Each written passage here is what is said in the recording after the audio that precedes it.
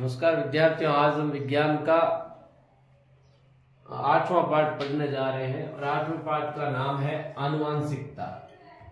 अध्याय 8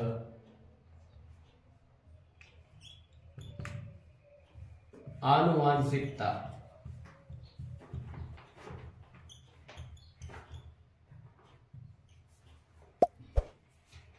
इसको हम इंग्लिश में कहते हैं जेनेटिक्स। क्या कह सकते हैं? जेनेटिक्स।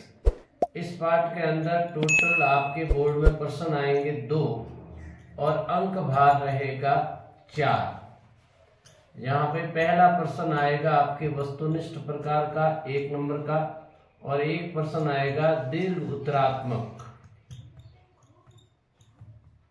3 नंबर का। तो इस प्रकार से 2 प्रश्न रहेंगे, टोटल अंक भार रहेगा 4। अब हालांकि इसके अंदर कम अंक भार है तो हम ये समझ सकते हैं कि पाठ काफी छोटा है। तो इस पाठ के अंदर हम आनुवांशिकता को पढ़ने से पूर्व एक बिंदु पर वापस चर्चा कर रहे हैं जिस पर हमने पिछले पाठ के अंदर चर्चा की थी, और वो बिंदु क्या था? विभिन्नता।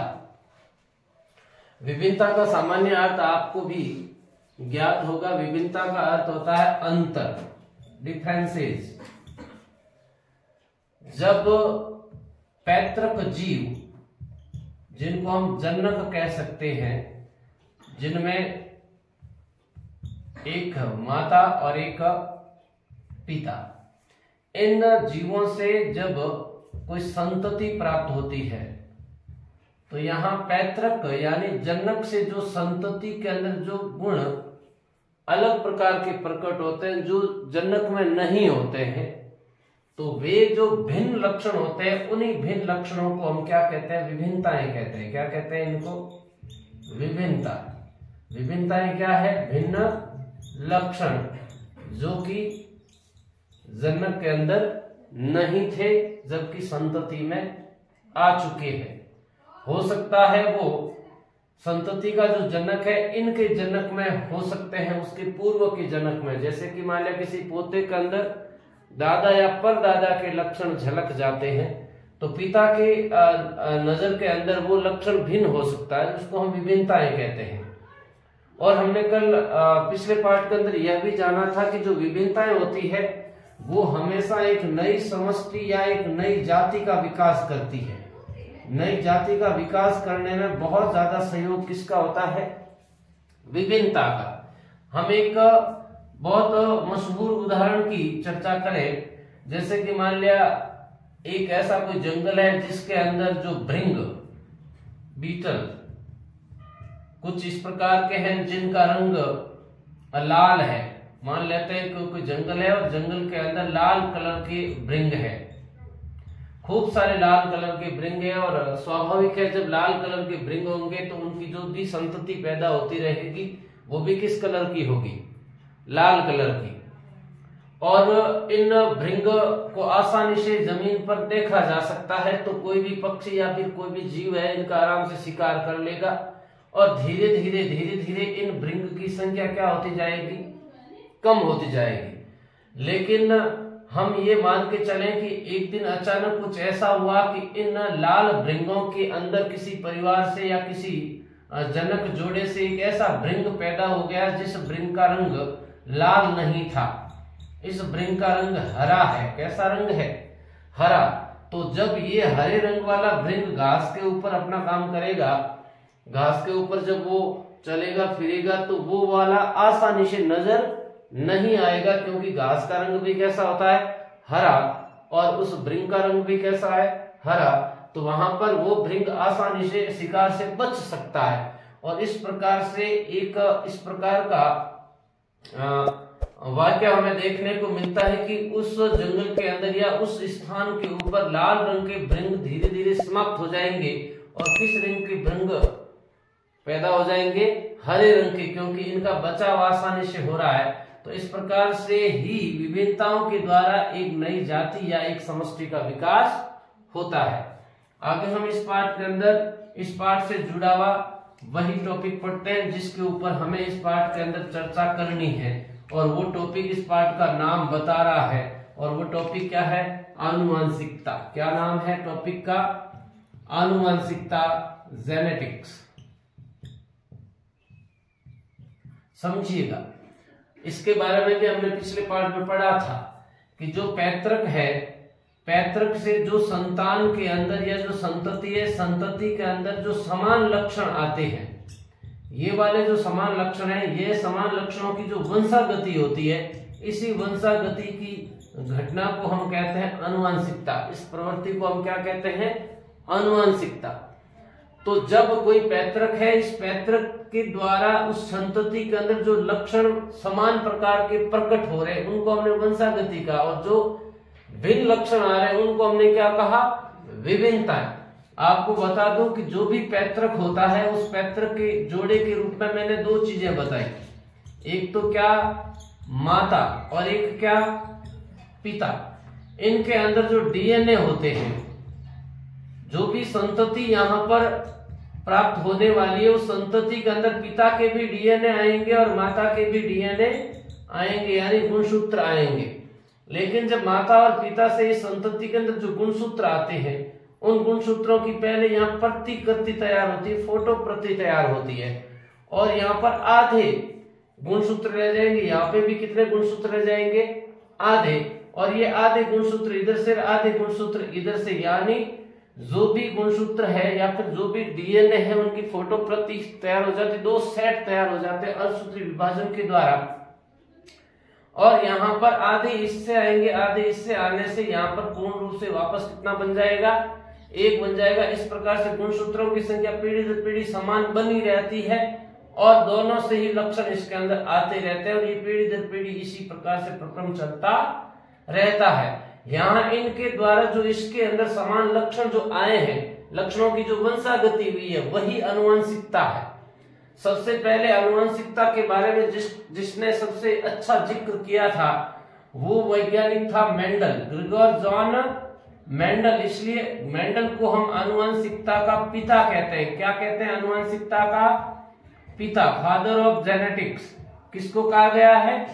ग्रिगोर जॉन मेंडल को। क्यों कहा गया? क्योंकि इसने आनुवंशिकता से संबंधित नियम और प्रयोग किए थे, इसीलिए मेंडल को हमने आनुवंशिकता का पिता कहा। यहां शब्द एक और आता है, आनुवंशिकी। आनुवंशिकी एक शब्द तो आनुवंशिकता था, और एक क्या है? आनुवंशिकी। आनुवंशिकी को हम इंग्लिश के अंदर हेरिडिटी कहते हैं। क्या कहते हैं? हेरिडिटी। और आनुवंशिकता को क्या कहते हैं? जेनेटिक्स। तो जो पिता से या माता से, यानी जो जनक है, इन जनक से संतति के अंदर जो लक्षणों की वंशागति हो रही है, इस प्रक्रिया को या इस प्रक्रम को तो हम आनुवंशिकता कहते हैं। लेकिन यहाँ पर पैतृक से संतति के अंदर जो लक्षणों का वंशागत होने की जो क्रिया है, जिस विज्ञान के अंदर हम इसको हम पढ़ते हैं, उस विज्ञान की शाखा को हम क्या कहते हैं? आनुवंशिकी कहते हैं। क्या कहते हैं? प्रक्रिया क्या कहलाएगी? आनुवंशिकता। और जिस विज्ञान की शाखा के अंदर इसको पढ़ा जाता है, उसको हम क्या कहते हैं? आनुवंशिकी। अब आ जाते हैं हम मेंडल को विस्तार से पढ़ते हैं कि मेंडल ने ऐसे कौन से प्रयोग और ऐसे कौन से नियम दिए जिसकी वजह से मेंडल को आनुवंशिकता का पिता कहा गया है। मेंडल से संबंधित आपको बहुत रोचक एक कहानी सुनाता हूं, ध्यान से सुनना। मेंडल जो कि ऑस्ट्रिया का रहने वाला एक सामान्य सा व्यक्ति था, जो शुरुआती जीवन के अंदर, मेंडल का जन्म हुआ था 1822 के अंदर। कब जन्म हुआ था? 1822 के अंदर। मेंडल एक सामान्य किसान परिवार से बिलोंग करता था, सामान्य से परिवार का था। और निवास कहाँ का था मेंडल का? मेंडल जन्म कब हुआ? 1822। निवासी कहाँ का था? ऑस्ट्रिया का। कहाँ का था? ऑस्ट्रिया का। और इसका जो परिवार था वो बहुत सामान्य परिवार था, सामान्य परिवार से ये बिलोंग रखता था। शुरुआती जीवन के अंदर, यानी अपने जीवन की शुरुआत के अंदर, ये एक शिक्षक का काम करता था, पढ़ाने का काम करता था, ठीक है ना। लेकिन बाद में इसने एक नया प्रोफेशन चूज कर लिया, यानी तत्पश्चात ये एक चर्च के अंदर पादरी का काम करने लगा। पादरी, हम जिस प्रकार से मंदिर के पुजारी होते हैं ना, वैसे ही चर्च के अंदर जो पुजारी होते हैं उनको हम क्या कहते हैं? पादरी। तो मेंडल जब पादरी का काम करने लगा, यहाँ पे ये चर्च है जहां पे ये काम कर रहा है, इसके पीछे की तरफ एक खाली जमीन थी और इस खाली जमीन के अंदर इसने एक बगीचा लगाया और इस बगीचे के अंदर इसने एक विशेष प्रकार के पादप, एक विशेष प्रकार के पौधे लगाए। किस पादप के पौधे लगाए? मटर के। अब मटर के इसने पौधे लगाए और उन पौधों के ऊपर उसने प्रयोग करना शुरू किए और उन्हीं प्रयोगों को हम कहते हैं मेंडल के प्रयोग। और उन्हीं प्रयोगों के माध्यम से उसने किस प्रकार से एक पीढ़ी से दूसरी पीढ़ी में गुणों की वंशागति होती है, इन वंशागति होने के सिद्धांतों को और प्रयोगों को, नियम को बताया था। और हम यहाँ विस्तारित रूप से पढ़ेंगे कि यहाँ पर मेंडल ने कौन से नियम बताए, कौन से प्रयोग किए। और चूंकि यहाँ पर मेंडल के द्वारा इतने सफल प्रयोग किए गए थे, इसीलिए मेंडल को आनुवंशिकता का क्या कहा गया? पिता कहा गया। अब आपको यहाँ पर इस कहानी का रोचक मोड़ बताता हूं कि लगभग मेंडल ने 1856 तक अपने प्रयोग कंप्लीट कर लिए थे, है ना। और 1856 वो काल था जिस समय हर एक देश पर किसका राज था? अंग्रेजों का राज था। तो 1856 के अंदर इसने खूब प्रयास किया था, अपने जो भी प्रयोग थे, जो भी उसने चीजें लिखी थी, उनको प्रकाशित करवाने के लिए वो प्रेस के पास गया और अपना प्रकाशन करवाने के लिए, भाई मेरे प्रयोगों को छापिए, दुनिया को दिखाइए। लेकिन वहां उस समय अंग्रेजों का राज होने के कारण हर तरफ अंग्रेजों का बोलबाला था। और उसी समय काल के अंदर एक और वैज्ञानिक जो जीवों के विकास पर काम कर रहा था, उस वैज्ञानिक का नाम था चार्ल्स डार्विन। अब हालांकि ये मेंडल से थोड़ी उम्र में कम था, लेकिन चार्ल्स डार्विन एक अंग्रेज वैज्ञानिक था, इसलिए इस वैज्ञानिक को ज्यादा सुनने वाले, ज्यादा समझने वाले थे। तो मेंडल एक हाशिए पर चला गया, मेंडल को कोई सुनने वाला, पढ़ने वाला नहीं मिला। तो मेंडल अंत में हार मान करके जितने भी उसके पोथियां थी, जितने भी लिखित सामग्री थी, उनको वो एक बक्से में पैक करके और भुला दिया अपने आप को कि मैं तो अब जितनी कोशिश करनी थी उतनी कोशिश मैंने कर ली, अब तो मेरा कोई प्रयोग या नियम समझने वाला है नहीं। उसने हार मान करके अपने प्रयोगों को दफन कर दिया। और इस प्रकार से आगे चलते हुए मेंडल की 1884 के अंदर मृत्यु हो जाती है। क्या हो जाती है? मृत्यु कब हो जाती है? 1884 के अंदर। और आपको जानकर के ताज्जुब होगा कि मेंडल जब तक जीवित था तब तक उसके द्वारा बताए गए प्रयोग किसी ने नहीं पढ़े, ना ही समझे, ना ही उनको पढ़ने का मौका मिला, क्योंकि उसके प्रयोगों का प्रकाशन कहीं हुआ नहीं था। तत्पश्चात 1902 के अंदर, ध्यान दें, 1902 के अंदर 3 वैज्ञानिक आते हैं। एक का नाम होता है कार्ल कोरेंस, एक का नाम होता है एरिक वॉन शर्मक, और एक वैज्ञानिक होता है ह्यूगो डी ब्रीज। ये 3 वैज्ञानिक भी इसी प्रकार के प्रयोग कर रहे थे जैसे मेंडल करके गया था। और संयोग ऐसा बैठा कि उनके हाथ वो मेंडल का सारा दस्तावेज लग गया, जो मेंडल इस समय से लगभग 17-18 साल बाद में इनके हाथ जब वो पोथियां लगी और उन्होंने उसको खोल करके देखा, तब उनको ताज्जुब हुआ कि जो काम आज हम कर रहे हैं वो काम तो आज से 17-18 साल पहले करके चला गया। कौन? मेंडल। इसलिए उन्होंने मेंडल को सम्मान देने के लिए उन्होंने इस चीज का जो श्रेय अपने ऊपर नहीं लिया और उसका श्रेय पूर्ण रूप से मेंडल को दिया। अब आपको यहाँ पर ताज्जुब होगा कि मेंडल को मरने के बाद में, यानी मरणोपरांत आनुवांशिकता का जनक की उपाधि दी गई। मरणोपरांत आनुवांशिकता के जनक की उपाधि दी गई। ये उपाधि देने में किन वैज्ञानिकों का योगदान था? इन 3 वैज्ञानिकों का योगदान था। तो ये तो थी मेंडल की एक छोटी सी कहानी। अब आते हैं कि मेंडल ने कौन से प्रयोग किए, और प्रयोगों से पहले हम समझ लेते हैं कि मेंडल ने आखिर मटर के पौधे का ही चुनाव क्यों किया। पौधे तो और भी बहुत ज्यादा होते हैं। तो यहाँ पर आपको बता दूं कि जो मटर का पौधा होता है, मटर जिसको हम वनस्पतिक विज्ञान के अंदर कहते हैं पाइसम सेटाइवम, क्या कहते हैं? कई बार प्रश्न पूछा जा चुका है, मटर का वैज्ञानिक नाम बताएं, वानस्पतिक नाम बताएं। तो नाम याद रखना, क्या नाम होता है मटर का? पाइसम सैटाइवम। मटर के पौधे के अंदर 22 प्रकार के विपर्यासी लक्षण होते हैं। कितने प्रकार के विपर्यासी लक्षण होते हैं? 22 प्रकार के विपर्यासी लक्षण। अब विपर्यासी लक्षण किनको कहते हैं? पौधा एक ही है, जीव या पादप वही है, लेकिन एक ही जाति के अंदर अलग अलग प्रकार के लक्षण। जैसे एक मटर का पौधा सफेद फूल वाला, एक गुलाबी फूल वाला है, तो फूल का रंग दो हो गए, एक गुलाबी और एक सफेद, एक विपर्यासी लक्षण है। मटर का ही पौधा है, लेकिन एक पौधा बोना है, एक लंबा है, तो एक विपर्यासी लक्षण हो गया लंबाई का। एक पौधा जिसकी जो फली है वो पिचकी हुई है, एक की फली फूली हुई है, तो ये विपर्यासी लक्षण हो गया, पिचकी हुई फली और फूली हुई फली। एक मटर का पौधा जिसका बीज झुर्रीदार है, सलवटें पड़ी हुई है, और एक मटर के पौधे का बीज फूला हुआ है, गोल है। तो ये भिन्न प्रकार के जो एक दूसरे के विपरीत लक्षण होते हैं एक ही जाति के अंदर, इन लक्षणों को विपर्यासी लक्षण कहते हैं, जो इसके लिए बहुत बेनिफिट देने वाले थे अपने प्रयोग को कराने के लिए। साथ ही मटर के पौधे का जो पुष्प होता है, मटर के पौधे का पुष्प बड़े आकार का, पुष्प कैसे आकार का? बड़े आकार का होता है, इसलिए इसके अंदर पर परागण आसानी से कराया जा सकता है। आपको पिछले पाठ में पढ़ाया कि एक पुष्प का परागण दूसरे पुष्प की वर्तिकाग्र पर रखना पर परागण कहलाता है। तो पुष्प का परागण वर्तिकाग्र तक पहुंचना परागण कहलाता है। किसी अन्य पुष्प का परागण किसी दूसरे पुष्प की वर्तिकाग्र तक लाना और उसको रखना क्या कहलाता है?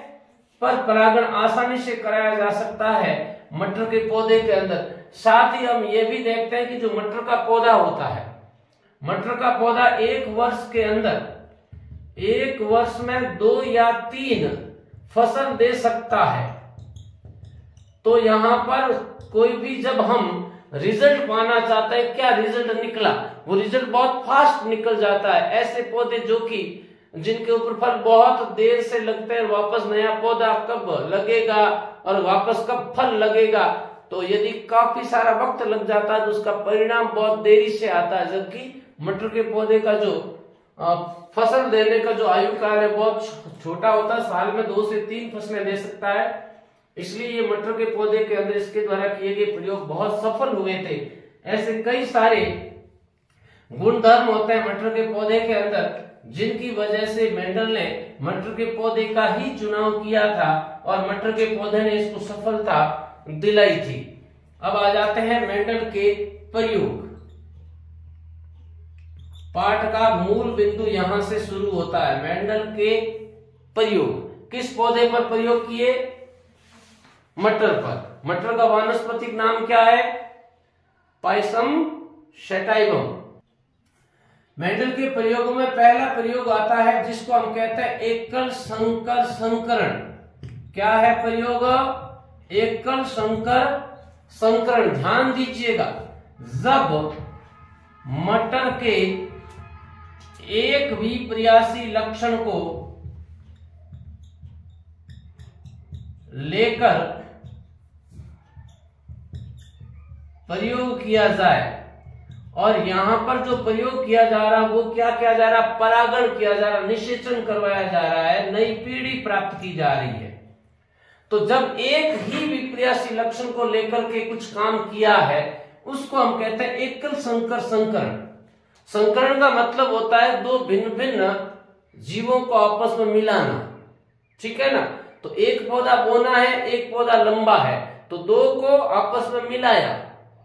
लंबे पौधे का परागण बोने पौधे की वर्तिकाग्र पर रखा, तो 2 भिन्न को हो गया ना मिलाना, परागण हो गया ना, इसीलिए इसको संकरण भी कहते हैं, हाइब्रिडाइजेशन। अब यहां पर हम एग्जांपल के लिए जो एक विपर्यासी लक्षण है उसके अंदर हम लंबाई का ले लेते हैं। यहां पर जो विपर्यासी लक्षण हम ले रहे हैं इस प्रयोग के अंदर, वो कौन सा लक्षण ले रहे हैं? लंबाई का। कौन सा लक्षण? समझिएगा, यहाँ पे जो पैतृक पौधे हैं, पैतृक या जो जनक पौधे जिनके द्वारा पीढ़ी प्राप्त करनी है, जनक पौधों के अंदर पहला पौधा ले लिया हमने लंबा। कौन सा पौधा ले लिया? और दूसरा पौधा हमने ले लिया बोना। कौन सा पौधा ले लिया? बोना। मैं आपको इस पाठ की शुरुआत में बता चुका हूं कि प्रत्येक जीवों के अंदर लक्षणों की वंशागति करने के लिए डीएनए या गुणसूत्र उत्तरदायी होते हैं, और गुणसूत्र या डीएनए के ऊपर बहुत छोटे छोटे कारक होते हैं जो गुणों का संचरण करते हैं। उन कारकों को हम जीन कहते हैं। क्या कहते हैं? जीन। गुणसूत्र या डीएनए के ऊपर पाए जाने वाले वो कण, वो बिंदु जो जीन कहलाते हैं, जो गुणों का संचरण करते हैं, और प्रत्येक जीन के ऊपर एक एंजाइम स्रावित होता है, उस एंजाइम के द्वारा गुण निर्धारित होते हैं। तो यहाँ पर मान लेते हैं कि इस लंबे पौधे का जो गुणसूत्र है उसको मैंने लिख दिया बड़ा टी, बड़ा टी। समझिएगा, हमेशा जोड़े के अंदर होता है गुणसूत्र। तो लंबाई का जो कारक है, हमने यहाँ पर क्या देखा, प्रत्येक लक्षण के लिए जीन उत्तरदायी होते हैं। यहाँ पर लक्षण कौन सा है? लंबाई का। तो यह लंबाई के लक्षण को निर्धारित करने के लिए मैं टी ले रहा हूं। लंबे के लिए मैंने कैपिटल टी का जोड़ा ले लिया, बोने के लिए मैंने कैसे टी का जोड़ा ले लिया? स्मॉल टी का। ये बिल्कुल शुद्ध लंबा पौधा है क्योंकि दोनों बड़े टी है। ये शुद्ध बोना पौधा है क्योंकि यहाँ पे स्मॉल टी है। फिर मैंने आपको आज इस पाठ के शुरुआत में क्या बताया कि जब माँ और पिता के बीच में जब निषेचन की पहले हमेशा जो भी कोशिका होती है जिसकी आगे वंशागति करनी है, उसमें डीएनए की प्रतिकृति तैयार होती है, आधे गुणसूत्र तैयार होते हैं, अर्धसूत्री विभाजन होता है। तो यहाँ पर युग्मक बनेंगे। क्या बनेंगे?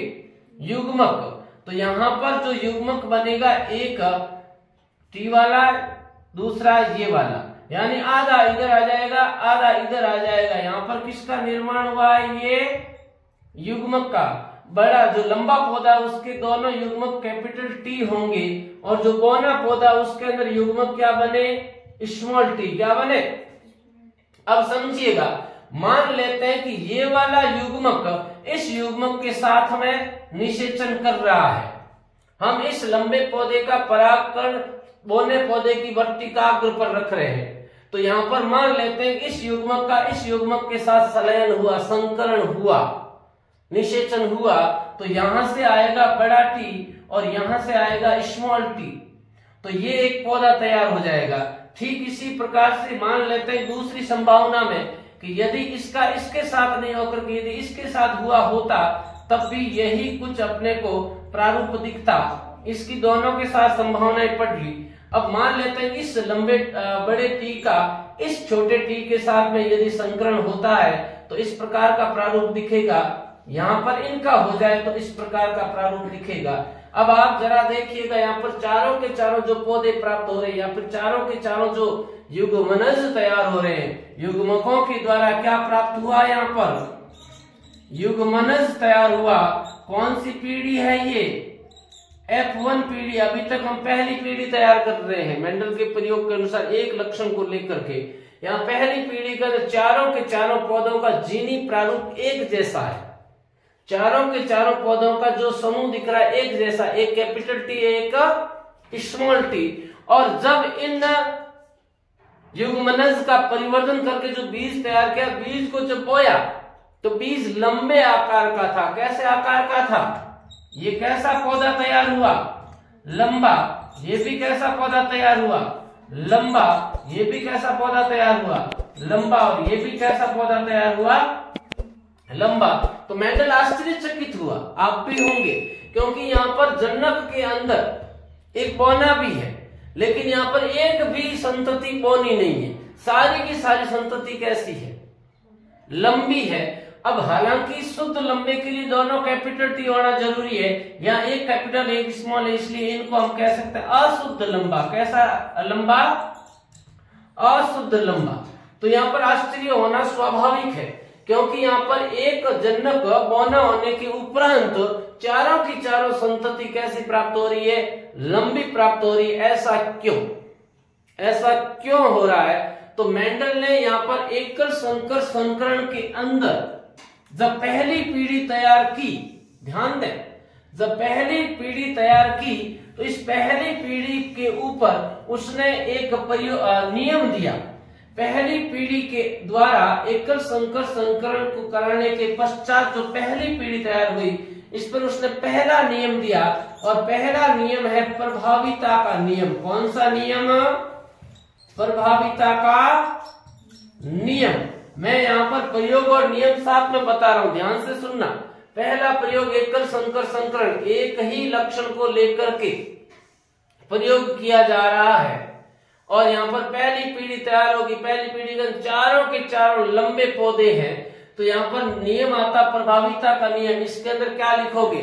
मेंडल के अनुसार प्रथम पीढ़ी के अंदर केवल वही लक्षण प्रकट होते हैं जिनका जीन प्रभावी होता है, और जो जीन अप्रभावी है वो छुपा रहता है, वो अपना लक्षण प्रकट नहीं करता। यहाँ पर प्रभावी कौन सा जीन हुआ? लंबाई वाला। कैपिटल टी प्रभावी है, इसलिए लंबाई वाला लक्षण नजर आ रहा है। स्मॉल टी अभी तक अप्रभावी है, इसलिए यहाँ पर बौनेपन वाला लक्षण प्रकट नहीं हो रहा है। वापस बोलता हूं, मेंडल के अनुसार पहली पीढ़ी के अंदर वही लक्षण प्रकट होता है जिसका जीन प्रभावी होता है। यहाँ पर कौन सा जीन प्रभावी है? Capital T. और जो जीन अप्रभावी है उसका लक्षण छुपा रहता, प्रकट नहीं होता। अब ये जो पहली पीढ़ी तैयार हुई है, इस पहली पीढ़ी से आगे हम तैयार करते हैं दूसरी पीढ़ी। कौन सी तैयार करते हैं? दूसरी पीढ़ी।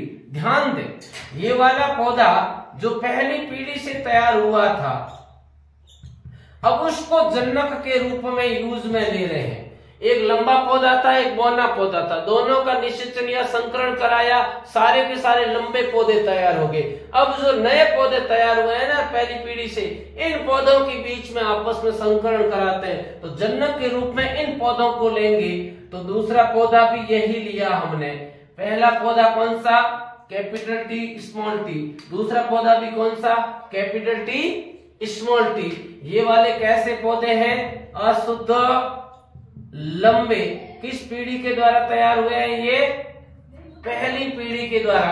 अब इनका निषेचन या संकरण होगा, उससे पहले यहाँ पर अर्धसूत्री विभाजन होगा, ठीक वैसे जैसे हमने इनको तैयार करते समय समझा था। अब निषेचन कराते हैं, संकरण कराते हैं। सपोज दैट इसका इसके साथ संकरण हुआ, तो यहां से कैपिटल टी आया, वहां से भी कैपिटल टी आया।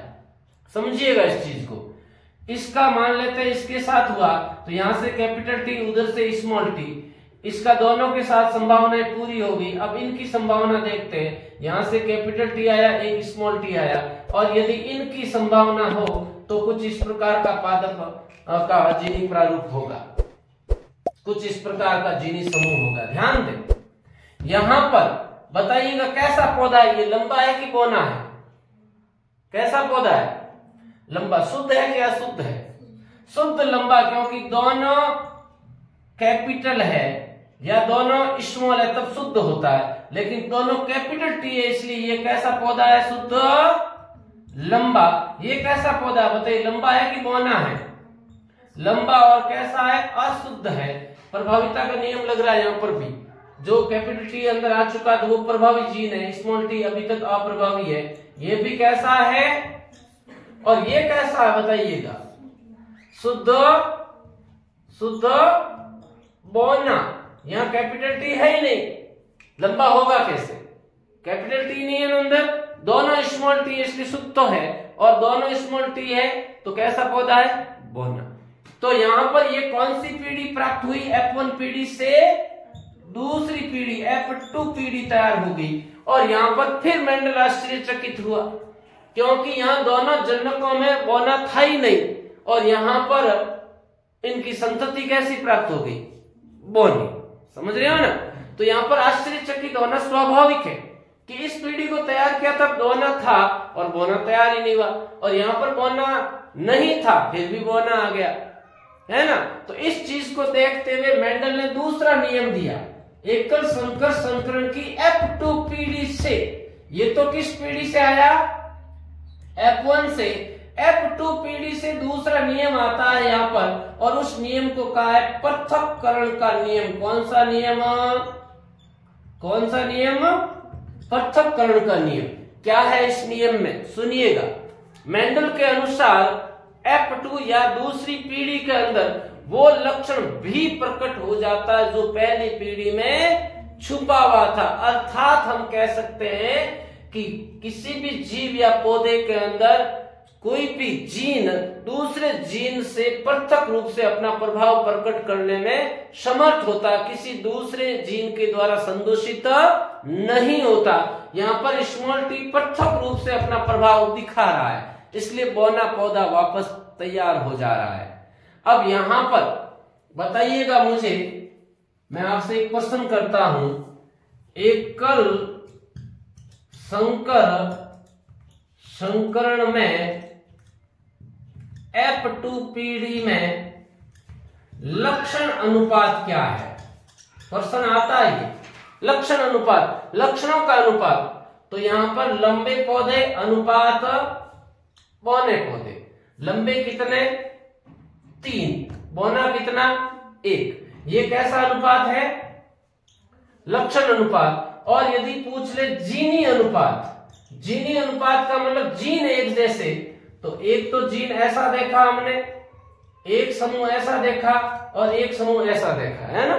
ये वाला कितना है 1, ये कितने हैं 2 और ये कितना है 1। तो जीनी अनुपात क्या होगा? 1:2:1। किसके अंदर? एकल संकर संकरण की F2 पीढ़ी के अंदर। समझ गए ना। तो यहां पर मेंडल का पहला प्रयोग संपन्न होता है और इस पहले प्रयोग पर 2 नियम हमने पढ़ लिए। पहला नियम कौन सा पढ़ा? प्रभाविता का नियम। दूसरा नियम कौन सा पढ़ा? पृथक्करण का नियम। कौन सा नियम? पृथक्करण का नियम।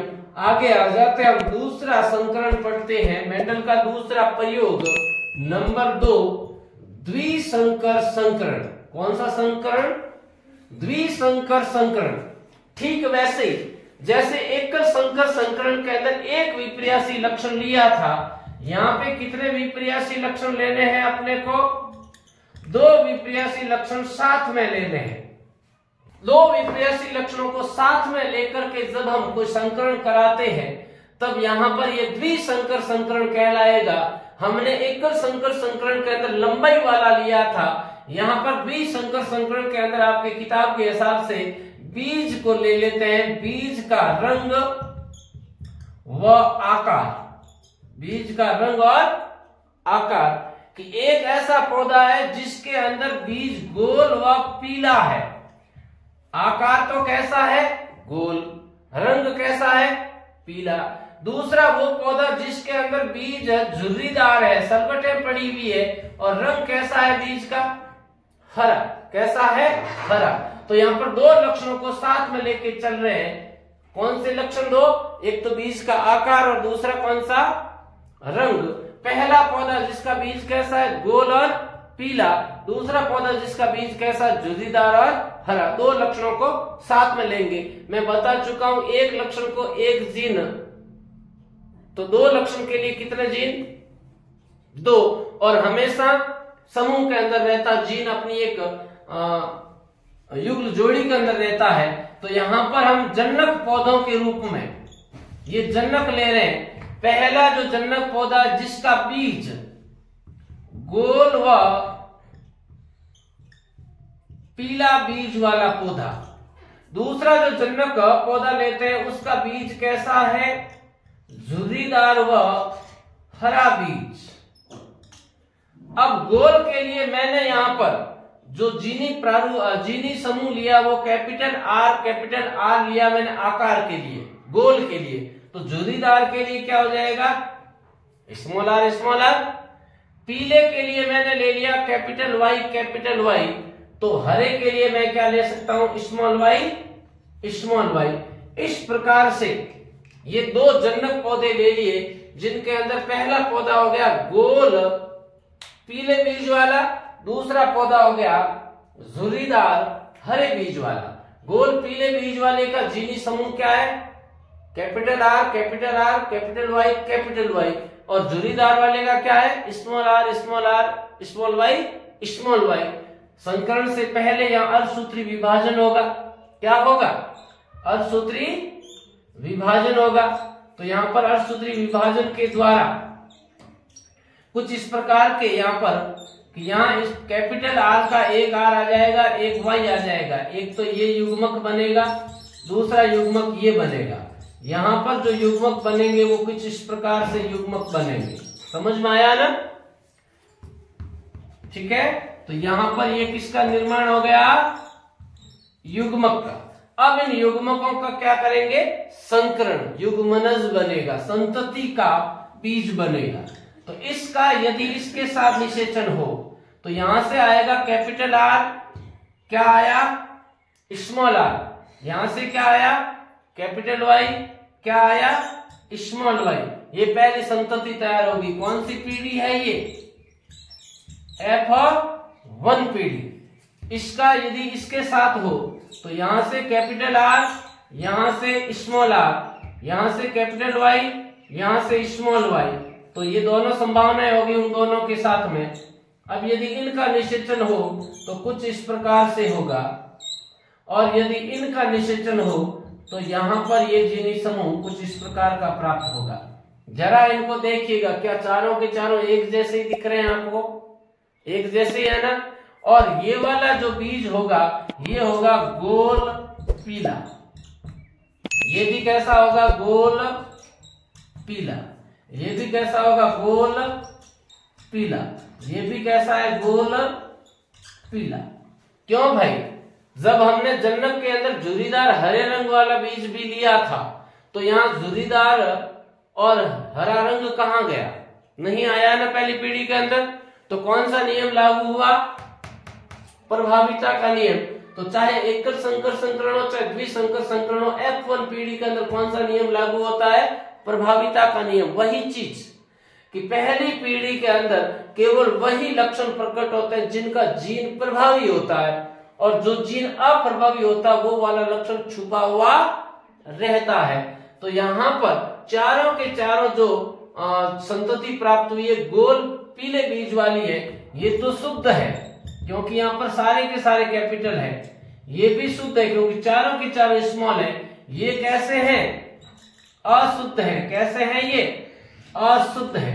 तो एकल द्विसंकर संकरण के अंदर हमने पहली पीढ़ी प्राप्त कर ली। अब इस पहली पीढ़ी के द्वारा प्राप्त बीजों का आपस में संकरण करा के कौन सी पीढ़ी तैयार करेंगे?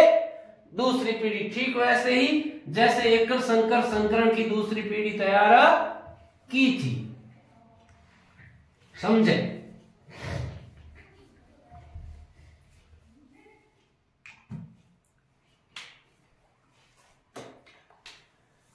तो दूसरी पीढ़ी तैयार करने के लिए हमने जन्नत के रूप में पहला पौधा ये वाला लिया जो हमने F1 पीढ़ी के द्वारा प्राप्त किए थे, और दूसरा पौधा भी यही लिया।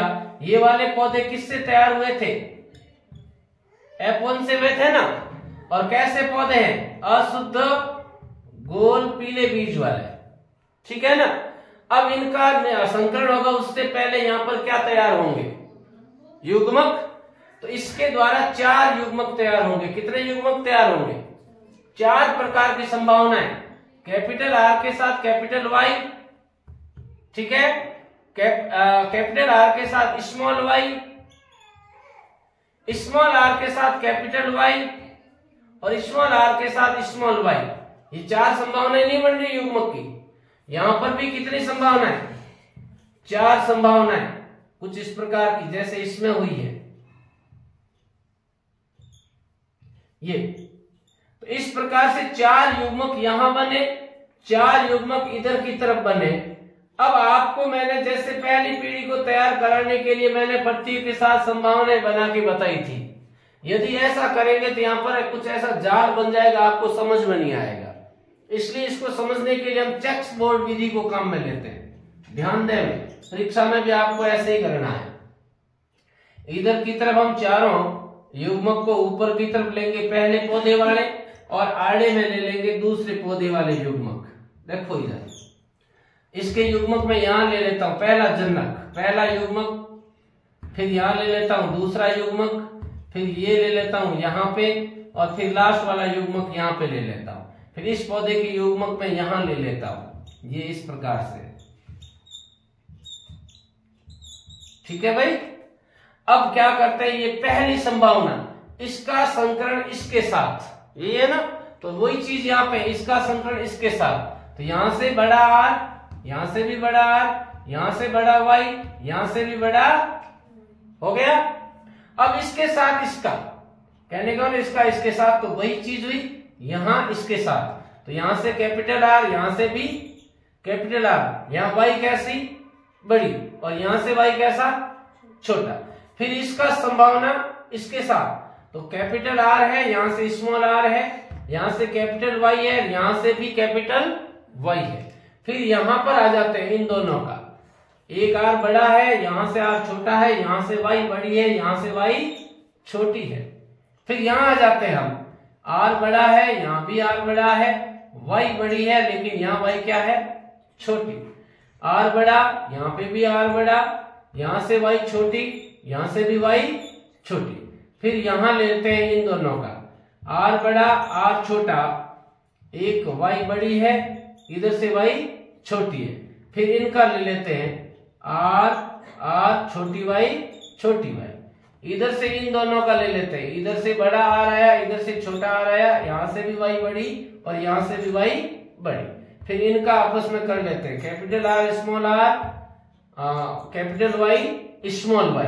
फिर इसका ले लेते हैं इसके साथ, स्मॉल r यहां से भी और यहां से भी, और y दोनों क्या है बड़ी है, यहां से और यहां से r दोनों छोटे हैं, यहां से y बड़ी आ गई और इधर से y क्या आई छोटी।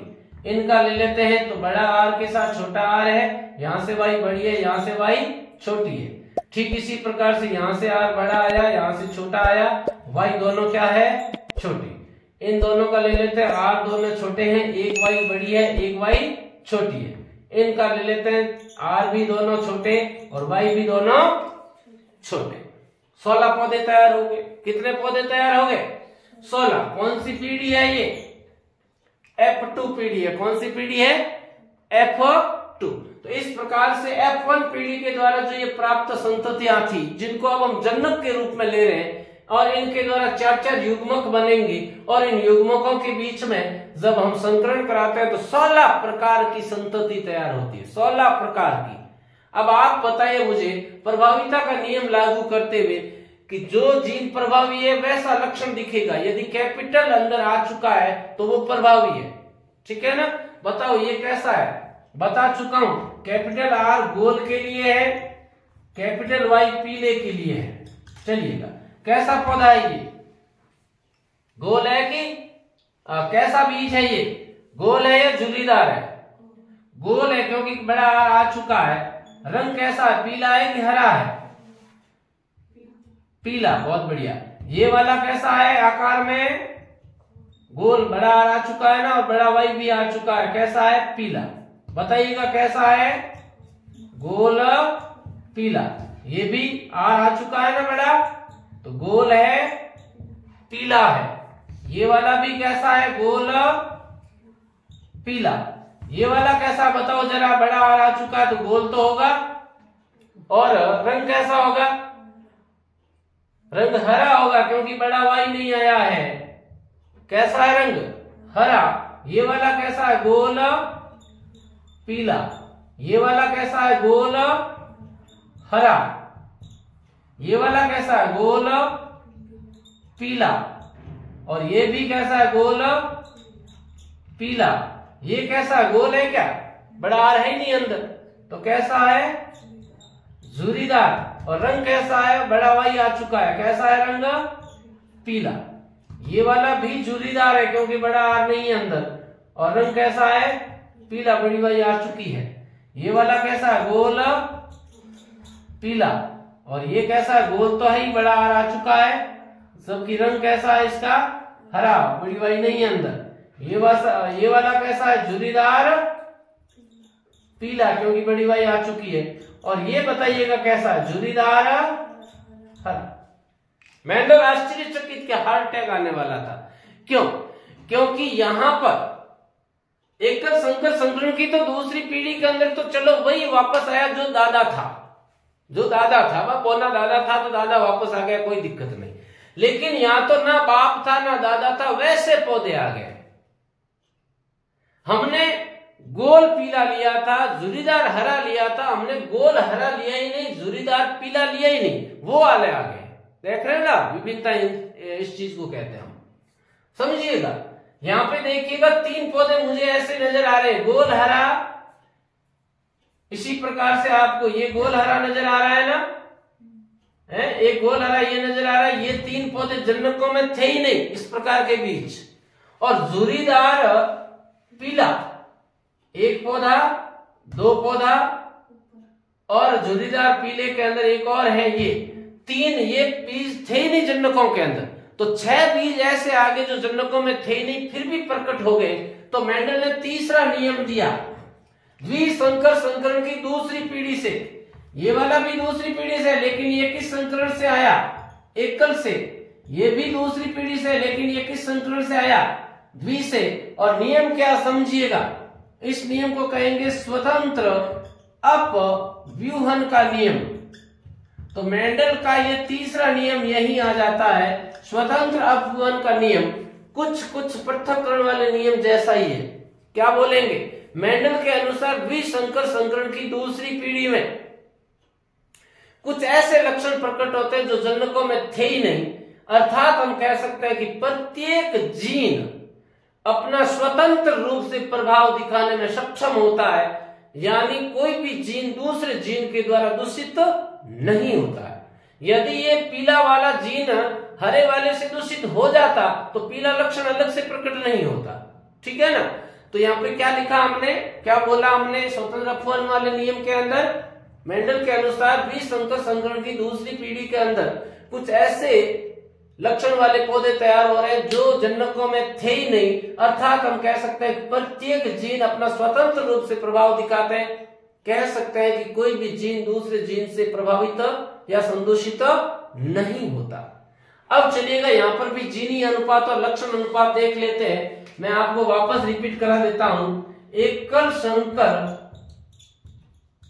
संकरण के अंदर लक्षण अनुपात क्या था बताइएगा जरा।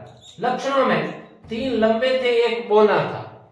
और जीनी अनुपात के अंदर का जीनी समूह देखने पर एक जैसे ही, एक था बड़ा टी, 2 थे, एक बड़ा टी छोटा टी, और एक था छोटा टी छोटा टी। ये जीनी अनुपात था एकल संकर संकरण के अंदर। यहां पे भी चलिएगा लक्षण अनुपात देखते हैं। लक्षण अनुपात किसमें देख रहे हैं हम? द्विसंकर संकरण की F2 पीढ़ी में। चलिए, लक्षण अनुपात का मतलब लक्षणों में एक जैसे। तो एक लक्षण तो है गोल पीला, एक लक्षण है गोल हरा, एक लक्षण है झुर्रीदार पीला, और एक लक्षण है झुर्रीदार हरा। यही है ना। गोल पीले पौधे कितने हैं टोटल आप गिनोगे तब अंदर कितने मिलेंगे आपको? 9। गोल हरे पौधे गिनोगे तब कितने मिलेंगे? 3। झुर्रीदार पौधे गिनोगे तब भी कितने मिलेंगे? 3। और झुर्रीदार हरा पौधा केवल एक है जो मूल जन्नक था, बेचारा एक ही आया है। कितना है? 1। तो याद रख लेना, लक्षण अनुपात है दूसरी पीढ़ी का। द्विसंकर संकरण में लक्षण अनुपात क्या है? 9:3:3:1 याद रह जाएगा। द्विसंकर संकरण की द्वितीय पीढ़ी के अंदर लक्षण अनुपात 9:3:3:1 याद रह जाएगा ना। अब हम पढ़ते हैं जीनी अनुपात किसका? द्विसंकर संकरण की दूसरी पीढ़ी का। तो द्विसंकर संकरण में F2 पीढ़ी का कैसा अनुपात? जीनी अनुपात, यानी जीनी समूह एक जैसा होना चाहिए। तो एक तो इस प्रकार का जीन आपको नजर आना चाहिए, सारे के सारे कैपिटल। फिर इस प्रकार के, ये, फिर इस प्रकार के, फिर इस प्रकार के, फिर इस प्रकार के आ चुके हैं, इस प्रकार के नहीं आया अभी तक, फिर इस प्रकार के आ चुके हैं, फिर इस प्रकार के, ये वाला आ चुका है ना, ये वाला भी आ चुका है, ये वाला नहीं आया। Small R capital Y small R capital Y small Y नहीं आया। ये वाला आ गया, ये वाला आ चुका है, ये वाला आ गया और ये वाला नहीं आया, ले लेते हैं सबसे लास्ट में। ठीक है, चलिएगा। अब सबसे पहले इसको देखो, बिल्कुल ऐसा कैसा जीन किसमें है? और कोई नजर आ रहा है क्या आपको? कोई नहीं, केवल कितना है? एक है। बिल्कुल ऐसा कैसा, दोनों आर बड़े, एक वाई बड़ा एक वाई छोटा, एक और ढूंढो जरा, ये देखो दो और ढूंढो जरा, कहीं मिल जाए, छूट ना जाए पीछे। कितने हैं? दो। ये वाला कैपिटल आर स्मॉल आर बड़ा वाई, देखो एक,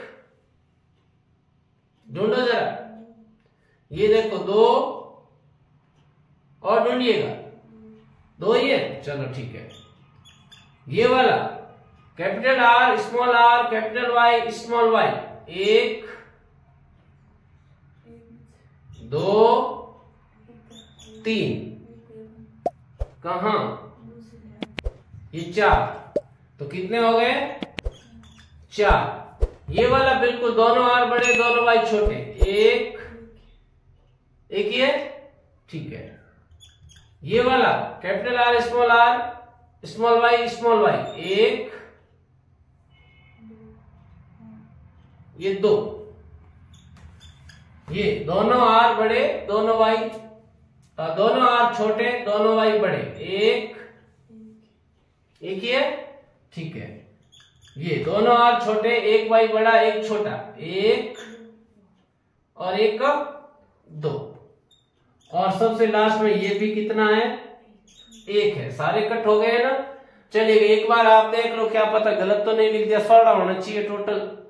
एक और दो तीन, तीन दो पांच, पांच चार नौ, नौ और एक 10, 10 दो 12, 12 एक 13, 13 दो 15 और एक 16 हो गए ना पूरे। तो ये कैसा अनुपात है? जीनी अनुपात। तो जीनी अनुपात में हम क्या लिखेंगे? 1 अनुपात 2 अनुपात 2 अनुपात 4 अनुपात 1 अनुपात 2 अनुपात 1 अनुपात 2 अनुपात 1। टोटल 9 तरह के। टोटल कितने तरह के? 9 तरह के। 1 2 3 4 5 6 7 8 9।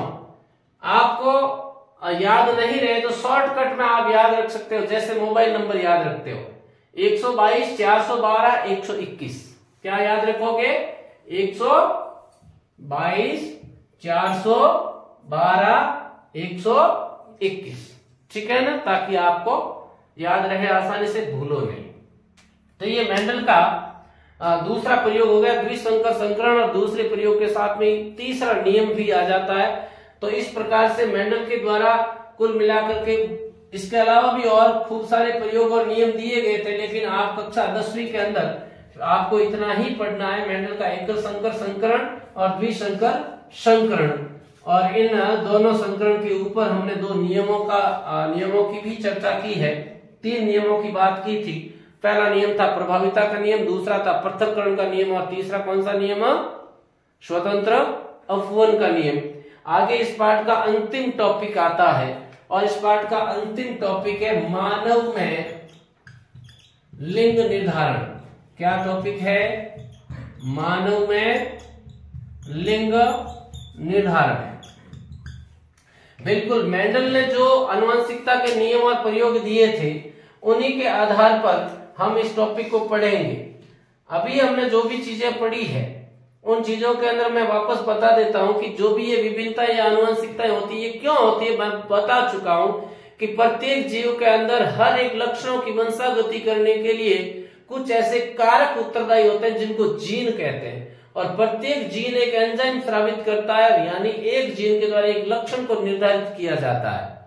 और हमेशा नई पीढ़ी का जब निर्माण होता है, उससे पूर्व डीएनए की प्रतिकृति तैयार होती है, और एक एक सेट दोनों तरफ चले जाते हैं। तो जनक में दोनों ही जनकों से एक एक सेट आता है, तो बराबर रूप से दोनों के लक्षण आ जाते हैं।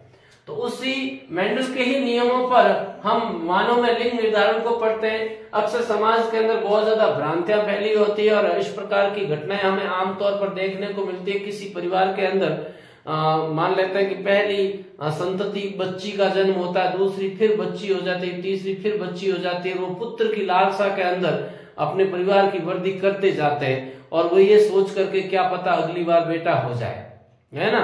ये जो बेटा या बेटी होना है, ये विज्ञान इसको समझाता है कि यहाँ पर हमें हम खुद चाह करके ये बेटा या बेटी को इसका लिंग चेंज नहीं कर सकते। यहाँ पर ये सारा का सारा वैज्ञानिक सिद्धांत पर आधारित है और इस चीज को हम यहाँ पर लिंग निर्धारण के द्वारा समझेंगे। एक बार परीक्षा में प्रश्न आया हुआ है, बोर्ड परीक्षा में प्रश्न आया हुआ है कि आप ऐसे माँ बाप को कैसे समझाओगे कि पुत्र या पुत्री की प्राप्ति भगवान के हाथ में नहीं है, विज्ञान के हाथ में है। तो हम ये लैंगिक निर्धारण वाला चार्ट बना करके उनको समझा सकते हैं कि आप देखिएगा यहाँ पर 50% संभावना पुत्र की है, 50% संभावना पुत्री की है। अब जो युग्मनज परिवर्तित होगा वही संतति पैदा होगी। यहाँ पर पुत्री वाले जो युग्मनज है, यदि वो आगे भ्रूण के रूप में परिवर्तित नहीं हो रहा तो पुत्री होगी कहां से, यदि पुत्र वाला नहीं हो रहा तो पुत्र कहां से होगा। एक प्रश्न और आया हुआ है, एक अंधविश्वासी परिवार के अंदर आप उस पति को कैसे समझाओगे जो महिला को इसलिए मारता है कि जो भी बार बार पुत्रियां हो रही है उसकी दोषी तू है। ऐसी कई अखबारों में घटनाएं आप पढ़ने को देखते हो, मिलती है। तो यहाँ पर पुत्रियां ही जन्म ले रही, इसमें पत्नी का दोष है, ये हम कतई नहीं कह सकते। विज्ञान के अनुसार जब समझते हैं तो पुत्री या पुत्र के होने में पति ही जिम्मेवार होता, ना कि पत्नी। और वहां पे भी पति चाहते हुए पुत्र या पुत्री के रूप में उसको कन्वर्ट नहीं कर सकता, लेकिन पत्नी बिल्कुल उसमें जिम्मेवार नहीं होती है। और इन दोनों प्रश्नों के उत्तर के अंदर हम इस चार्ट के द्वारा उनको समझा सकते हैं। समझिएगा, हम यहाँ जनक के रूप में यहां हम लेते हैं पहला जनक किसको, पिता को। दूसरा जनक किसको लेते हैं, माता को। आपको बता देता हूं, हम जो मनुष्य होते हैं, हमारे मनुष्य की कोशिका के अंदर टोटल कितने गुणसूत्र होते हैं, 46। कितने गुणसूत्र होते हैं, 46। ये गुणसूत्र दो भागों में इनको हम बांट सकते हैं। 44 गुणसूत्र अलग कर देता हूं, 2 गुणसूत्र अलग कर देता हूं। ये जो 44 गुणसूत्र होते हैं इनको हम कहते हैं अलिंग सूत्र। क्या कहते हैं इनको, अलिंग सूत्र। और 2 गुणसूत्र होते हैं जिनको हम कहते हैं लिंग सूत्र। यानी शरीर के अंदर जितने भी दैहिक लक्षण होते हैं, जैसे कि शरीर के अंगों की आकार है, रंग है, रूप है, ये सारे के साथ दैहिक लक्षण होते हैं। उन लक्षणों के लिए उत्तरदायी ये 44। लेकिन सेक्स क्या होगा उसका, मेल होगा फीमेल, पुत्र होगा या पुत्री, ठीक है ना, लड़का होगा या लड़की, उसके लिए जिम्मेवार केवल ये 2 गुणसूत्र होते हैं, ठीक है ना। तो टोटल 46 गुणसूत्र है ना, 46 गुणसूत्र हम 2 पार्ट में बांटते हैं। तो यहाँ पर जनक के अंदर पिता के अंदर 44 गुणसूत्र, माता के अंदर भी ये 44 गुणसूत्र बिल्कुल सेम होते हैं, कोई फर्क नहीं होता। लेकिन जो बाकी के 2 लिंग गुणसूत्र होते हैं वो पिता के अंदर तो अलग अलग होते हैं, एक एक्स होता है, एक क्या होता है, वाई। और माता के अंदर ये जो 2 लिंग गुणसूत्र होते हैं ना, दोनों के दोनों एक्स होते हैं। तो इस प्रकार से ये 46 गुणसूत्र पिता के हो गए, ये 46 गुणसूत्र किसके हो गए, माता के। अब हमने देखा है अभी मेंडल वाले प्रयोगों के अंदर कि निषेचन या संकरण होने से पहले इनका अर्धसूत्री विभाजन होता है। तो यहाँ पर अर्धसूत्री विभाजन के द्वारा युग्मक बनेंगे। तो इधर पुरुष के अंदर युग्मक बनेंगे। मैं आपको पिछले वाले पार्ट में बता चुका हूं कि नर के अंदर युग्मक शुक्राणु कहलाता है और मादा का युग्मक क्या कहलाता है, अंडाणु। तो यहाँ पर युग्मक बनेंगे, आधे गुणसूत्र इधर आएंगे, आधे इधर आएंगे, इसमें भी आधे आधे चले जाएंगे। तो 44 का आधा कितना होता है बताइएगा, 22। एक्स यहाँ आ जाएगा, ठीक है। ऐसे ही इस 44 का आधा 22 इधर आ गया, एक्स इधर आ गया, पीछे इधर कौन आएगा, वाई। तो जो 46 गुणसूत्र थे उसके 23 हो गए, 22 और 1 23। यहाँ पे भी देखो 22 और 1 23, ठीक। ऐसे इसमें देखो मादा के अंदर 44 का आधा 22, 1 एक्स, यहाँ पे भी देखिएगा 22 प्लस एक्स। मादा के अंदर दोनों युग्मक एक जैसे हैं, जबकि नर के अंदर दोनों युग्मक अलग अलग है। अब आप आगे निषेचन की क्रिया, इसकी संभावना यदि इसके साथ हो, यदि ये वाला युग्मक इस युग्मक से संलयित हो तो यहां से 22 होंगे, यहां से भी 22 होंगे, टोटल कितने हो गए 44 और लिंग गुणसूत्र में यहां से x आया और यहां से क्या आया, x आया, तो ये देखिएगा वापस 46 हो गए। तो जो पैतृक था उसमें भी 46 थे, संतति में भी वापस 46 हो गए। अब आप विचार करो, यदि यहाँ अर्धसूत्री विभाजन नहीं होता तो यहाँ पे 46 गुने 92 हो जाते। इसलिए अर्धसूत्री विभाजन होना बहुत आवश्यक होता है गुणसूत्रों की संख्या पीढ़ी दर पीढ़ी बराबर बनाए रखने के लिए। जरा इस पर विचार करके बताइएगा, ये पुत्र है या पुत्री है? पुत्री है कि पुत्र है? किसके जैसा नजर आ रहा है? माता जैसा। तो ये क्या है, पुत्र है कि पुत्री है? पुत्री है, दोनों एक्स है। अब यदि इसके साथ संभावना हो तो क्या होगा, 22 इधर से 22 उधर से 44, यहां से एक्स वहां से भी एक्स, ये भी क्या है, क्या है ये, पुत्री। अब यदि इसकी संभावना इसके साथ हो, 22 और 22 44 एक्स और यहां से क्या वाई, क्या है ये, पुत्र है। यहां से इनकी दोनों की संभावना देख ले, चौथी संभावना, लास्ट संभावना, 22 और 22 44 और एक तरफ से x आया एक तरफ से y आया, ये भी क्या है, पुत्र है। ये क्या है, युग्मनज है या संतति है या संतान है। समझिएगा, यहां पर 50% संभावना किसकी है, 4 में से 2 क्या है, पुत्री। 50% संभावना किसकी है, पुत्र की। किसकी है, पुत्र की। अब जरा मेरे दूसरे प्रश्न पर चले जाए, जिसमें एक पति अपनी पत्नी को कहता कि तुम दोषी है, बार बार लड़की को जन्म दे रही है। अब आप जरा विचार करिएगा, यहाँ पुत्र बनाने के लिए किस गुणसूत्र की भूमिका, वाई की, और वाई किसके अंदर मौजूद है, पिता के अंदर। तो यहाँ पुत्रियां और पुत्र को पैदा करने में कोई यहाँ पर इसको दोषारोपण करें, ये बिल्कुल कतई रूप से समाज में बहुत ज्यादा गलत रूप से भ्रांति फैली गई है। दूसरी बात कि यहाँ पर पुत्री हो रही है, बार बार पुत्र नहीं हो रहा है, इसमें भी भगवान कुछ कर देंगे, वो भी बहुत बड़ी भ्रांति, ऐसा कुछ नहीं होता। ये पूरा का पूरा विज्ञान का सिस्टम है, इसके अनुसार होता है। यदि ये वाला युग्मनज आगे भ्रूण के रूप में परिवर्तित होगा तो 100% उसको पुत्री ही पैदा होगी। यदि ये वाला युग्मनज आगे भ्रूण के रूप में परिवर्तित होगा तो 100% क्या होगा, उसको पुत्र। तो इस प्रकार से यहाँ पर हमने मानव के अंदर लैंगिक निर्धारण को इस चार्ट के माध्यम से देखा। तो प्यारे विद्यार्थियों, आज मैं विज्ञान की क्लास और इस विज्ञान के सिलेबस जो कि 2024 बोर्ड के अंदर दे रखा है उसको मैं यही समाप्त करता हूं। अंतिम पाठ जिसको आज हमने पढ़ा 8वें पाठ के रूप में आनुवंशिकता को, मैं उम्मीद करता हूं आपको बाकी की वीडियो की तरह ये भी बहुत अच्छा लगा होगा। अच्छा लगा है तो लाइक करें, कमेंट करें और ज्यादा से ज्यादा शेयर करें। धन्यवाद।